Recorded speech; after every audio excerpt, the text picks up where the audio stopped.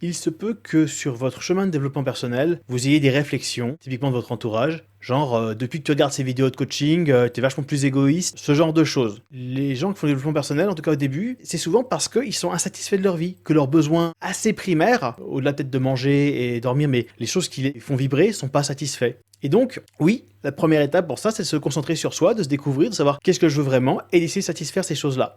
Et à ce titre, vous risquez de décevoir la famille qui avait des idées pour vous sur ce que vous devriez faire pour votre vie pour être un bon fils ou une bonne fille ou un bon professionnel. Vous risquez de décevoir aussi les gens à qui vous donniez beaucoup de votre énergie, de votre temps sans vous respecter. Si vous vous respectez, ils vont avoir moins, donc ils vont peut-être vous en vouloir. Ton développement personnel, ça fait chier tout le monde en fait. Mais moi je crois que le but d'avancer dans sa vie n'est pas que d'avoir que ce qu'on veut de manière nombriliste et égocentrée. Je constate à travers tout ce que je fais que une fois qu'on a atteint un niveau de satisfaction de sa vie, qu'on est bien, que nos besoins sont satisfaits, on a envie de contribuer à quelque chose de plus grand. Et ça, vous le faites probablement déjà. On contribue à plus grand que soi avec le couple, les enfants, le travail aussi. Même si le travail aujourd'hui est vu plus comme un besoin, j'ai besoin de thunes donc je vais taffer, on peut le voir à l'inverse. Je vais offrir mes compétences. Vous contribuez probablement déjà et en vous centrant sur vous dans un premier temps, vous aurez, j'en suis certain, envie de contribuer plus. Alors oui, ce que vous laisserez derrière vous sera peut-être pas forcément retenu comme exceptionnel, vous n'aurez pas le prix Nobel. C'est pas pour ça que c'est pas important. Moi par exemple, je suis bassiste en tant que musicien. La moitié des gens, voilà, plus que ça, pensent que je suis guitariste. Ils savent même pas ce que je fais en fait. Je sais pas, quand je sors jouer à l'extérieur, ça casse pas forcément trois pattes à un canard ce qu'on fait. Pourtant, on est le meilleur groupe du monde quand on joue.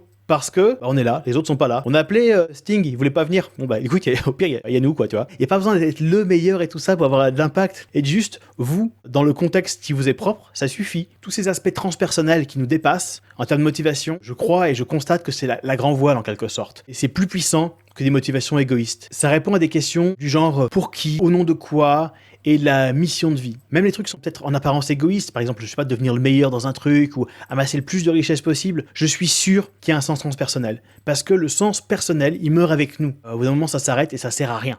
Donc je suis sûr qu'il y a toujours un sens transpersonnel derrière les choses, et ça c'est ultra puissant. C'est ce qui a le plus de patates en termes de motivation dans ce que j'ai constaté. Les questions pour vous aujourd'hui, c'est les suivantes. En termes de contribution, qu'est-ce que vous faites déjà et dont vous auriez peut-être envie de faire encore plus? Et la seconde question, j'aime bien faire une question bonus comme Colombo, qu'est-ce que vous faites pas encore mais qui vous appelle? Soyez honnête, soyez pas réaliste, on s'en fout le réalisme, ça sert à rien sur ce coup-là. Pour rappel, il n'y a et il n'y aura qu'un seul vous dans toute l'histoire du monde. Vos opportunités à vous, par rapport au contexte spatio-temporel de ça dans lequel vous vivez, plus qui vous êtes, elles sont uniques. Votre chemin de vie sera unique. À vous de décider ce que vous souhaitez en faire. Je finis sur un avis personnel qui est aussi une des motivations pour lesquelles je partage ces vidéos avec vous. Dans le monde actuellement, il y a plein de trucs cool et en même temps, il y a pas mal de choses sur lesquelles c'est la merde. Et moi, je crois que ce monde a besoin de chacun, donc de vous, à votre plein potentiel. Parce que c'est comme ça qu'au niveau contribution, qu'on rendra les choses encore meilleures.